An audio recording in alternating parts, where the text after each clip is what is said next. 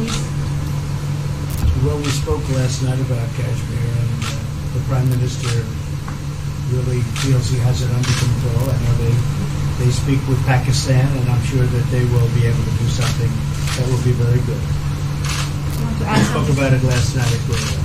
Mr. Modi, do you want to add?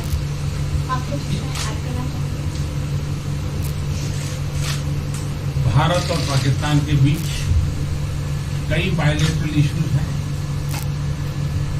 और पाकिस्तान के प्रधानमंत्री के चुनाव के बाद जब मैंने उनको टेलीफोन किया था तब मैंने उनसे कहा है कि पाकिस्तान को भी गरीबी के खिलाफ लड़ना है, भारत को भी गरीबी के खिलाफ लड़ना है, पाकिस्तान को भी अशिक्षा के खिलाफ लड़ना है, भारत को भी अशिक्षा के खिलाफ लड़ना है, पाकिस्तान को भी बीमारी के खिलाफ लड़ना है, भारत को भी बीमारी के खिलाफ लड़ना है। हम दोनों देश मिलकर के गरीबी के खिलाफ लड़ें, हमारी असुविधाओं के खिलाफ लड़ें और हम मिलकर के दोनों देश की आवाम की भलाई के लिए काम करें। ये संदेश मैंने पाकिस्तान के प्रधानमंत्री जी को भी दिया है और राष्ट्रपति ट्रंप से भी हमेशा हमारे इस बायलैटरल संबंधों के संबंध में बात होती रहती है। Between India and Pakistan, there are many bilateral issues. And after Mr. Imran Khan became the Prime Minister of Pakistan, I called him up to congratulate him, and I told him that Pakistan needs to fight poverty, India too. Pakistan needs to fight illiteracy, India too. Pakistan needs to fight disease, India too. And so together, let us join our forces to fight poverty and all the ills that are facing our two countries. Let us work together for the welfare of the people of our two countries. And this is the message that I keep giving my counterpart in Pakistan. Along with President Trump, we also keep talking about the different bilateral issues between us. Mr. Modi, would you like to have President Trump be involved in negotiating between Pakistan and India? Bharat और पाकिस्तान के सारे issues bilateral हैं और इसलिए हम दुनिया के किसी भी देश को इनके लिए कष्ट नहीं देते हैं और मुझे विश्वास है कि भारत और पाकिस्तान जो 1947 के पहले एक ही थे, हम मिलजुल करके हमारी समस्याओं पर चर्चा भी कर सकते हैं और समाधान भी कर सकते हैं। India and Pakistan have all the issues are of bilateral nature, and we do not want to give pains to any country in the world to in fact try to do anything in this, because these issues are bilateral. And I trust that before 1947, when we were one country, then even afterwards we can find solutions through discussions. Mr. President, is that offer still on the table? I'm here. I have a very good relationship with both gentlemen, and I'm here if for any reason, but I think they can do it themselves very well. They've been doing it for a long time.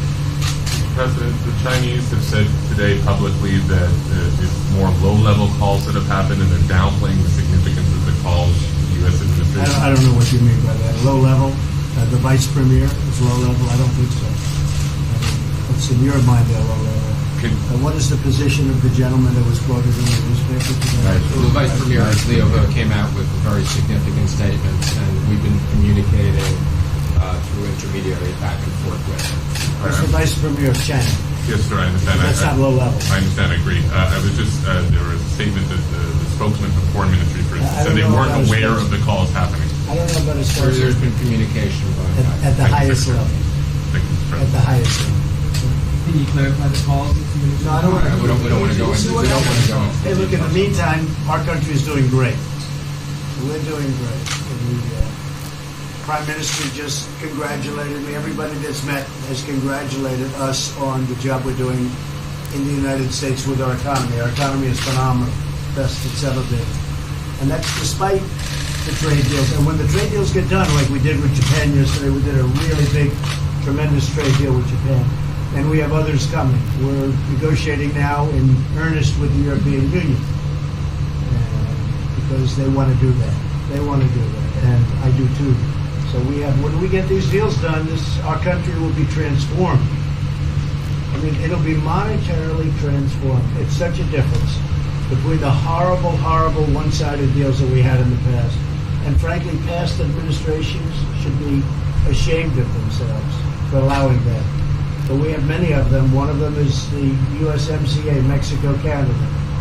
And hopefully that'll get voted on very quickly. Everybody wants it to happen, so hopefully we can make that a bipartisan bill. But we have many trade deals that are doing very well, and including China. And I think it was necessary to go through this, you would say a rough patch, but I'd say maybe much more than a rough patch. But that's okay, because we've been paid billions and billions of dollars. And you know that prices haven't gone up, and there's been no inflation. And we've put a lot of money in the Treasury, and tens of billions of dollars. And I've given a lot of it to the farmers that were hurt. I've been able to give a lot of money, compliments of China, to the farmers that were hurt, because we gave them 16 billion and we gave them 12 billion the year before. That made them whole. That was the amount of money that China didn't invest in to our farmers, give to our farmers. So the farmers have been amazing, but they're very happy with the job we're doing. But eventually they're going to be the biggest, or one of the biggest beneficiaries. Okay? Mr. President, did you attend the climate session? Say it? Did you make it to the climate session? Were there any conclusions that you should I'm going to. In fact, it's going to be our next session. So we haven't had it. Do you have a message that you would like to deliver to? No, I want clean air and clean water. And we're right now having the cleanest air and cleanest water on the planet. But that's what I want. I want absolutely clean air and clean water. Mr. President, just briefly back on China. We saw the comments from you about wanting calm. Calm, exactly. Just wondering if you can clarify what you meant about the call. Was that with lighthearted? I don't want to talk about calls. We've had calls. We've had calls at the highest levels. But I don't want to talk about that. But the Vice Chairman put out a statement last night that was a statement and saying that he wants to make a deal and he wants calm. And I think it's a very good word to use, calm. It's not a word that I use that often, but it's a good word to use. And I think it's one of the reasons that's a great country. I mean, they understand. I think that message also helps with respect to Hong Kong.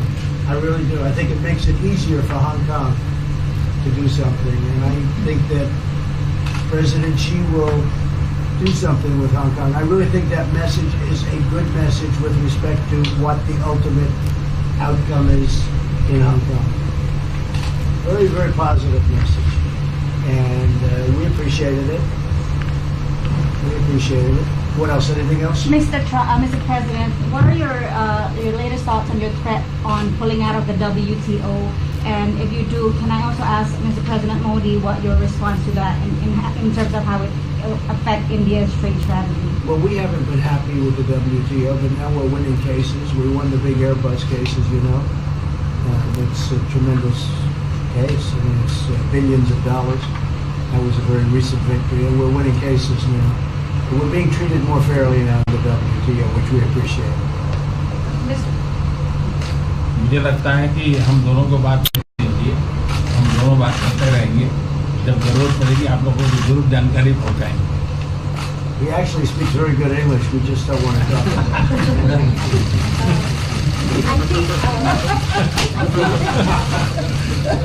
I think that you should let us discuss these things, and when we feel the need, we will communicate to you. Mr. President, Russia has just recently said they have no intention of asking to be readmitted to the G7. However, No, I wouldn't expect they'd ask, because why would he's a proud man. He's done a real job, and why would he ask? No, it's something we discussed, and it's under discussion now. No votes or anything, but I would be inclined to say yes, and so would others, and some probably wouldn't be, but it's just a discussion. No, I would think that he wouldn't do that because he's a proud man. He wouldn't ask, but if something would happen, he would be asked, and I'm sure he would say yes to that. do you have any indication from them that they would accept? No, I think it was a very good discussion. It was the initial discussion, but it was a very good discussion. But I think it would be appropriate. I think it would be good for Russia. I think it would be good for everybody. I think it would be a positive. But it's just a discussion that we had. It was a very interesting discussion and very, I think pretty even. I think ultimately people like the idea. Mr. President, what would be your message to the American people in terms of what is your biggest achievement at this G7? Well, we've had a lot of achievements. We have an achievement with Prime Minister Modi because we're doing great trade. We're doing a lot of trade with India. That's an achievement. I think, obviously, the Japan deal is a tremendous achievement because it's one of the biggest trade deals and it affects directly our farmers. Even the fact that he's taking all of the excess corn that China didn't take, hundreds of millions of dollars worth of corn, and he's buying that. Japan is buying all of that corn at a fair price, and that was great. So that was very important. I also think that unity is very important. We had a very good, despite you read the newspaper stories, the stories bear no resemblance to what's taking place. You saw me with Chancellor Merkel. You saw me with all of them. The relationship is great. We have 7 nations. In addition to that, we have other nations like India and others that came in. Australia came in, Scott. We have a lot of people came in. And I'll tell you, that it's been total unity. What would be the area of most unity, There's been no dissension. There's been no fights or arguments. There's been no anything. I mean, there's been great unity here. And honestly, the papers haven't reported how good it's been. So what would be your most common ground? Is it climate change? Is it gender equality? I think we have a lot of things, but I think really the unity, the fact that we're all getting along so well, I think is one of the big takes from this. We really have good relationships, and we're doing a lot about a lot. Okay. Just so we get our reporting right, I'm going to give it one more crack on China. When you were referring earlier to the Buddha statement, which we all saw, did you mean to say that there was also a call last night, or was there not actually a call last night? There were discussions that went back and forth. Let's just leave it at that. Last night, and before last night. Yes. With China? With China, and before last night. Numerous. Look, they want to get something done. I've been saying that for a long reason. And why wouldn't they? They want to get something done. They've lost millions of jobs. Their supply chains are being hurt. And once those supply chains go, you can develop new supply chains. You can't get them back into China. So China is run by really a great leader. I think he's a great leader. He wants to do something. They lost over 3 million jobs in a very short period of time. A lot of companies have left China and they're leaving China. They want to get it done. I knew that. I could have told you that without talking, but we are talking. And would you still like to see U.S. companies in China? Depends on whether or not we make a deal. If we don't make a deal, I'd like to see them leave China. Absolutely. If we make a deal, I'd like to see them stay there and do a great job. Mr. President, on the Afghanistan peace talks, do you have an updated timeline? Are there any snags? No timeline, whatever it is.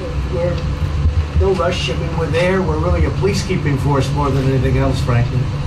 And so we could win that war in a very short period of time, but I'm not looking to kill 10 million people. Okay? And we are working along with the Taliban, with the government, and other people too. And we'll see what happens. No timeline. Thank you very much. We're going to be doing a news conference in a little while. Just one more thing. If you need one, you need one? I don't think you need one. I mean, I can't imagine any other question. I just want to thank the Prime Minister. He's a great leader right here. Would you allow him to have nuclear weapons? Great election result. Would you allow him to have nuclear weapons, sir? Thank you, press. Thank you, press. Would you allow India to have Thank you, nuclear press. weapons? Thank you. Thank you, press. Thank you, press.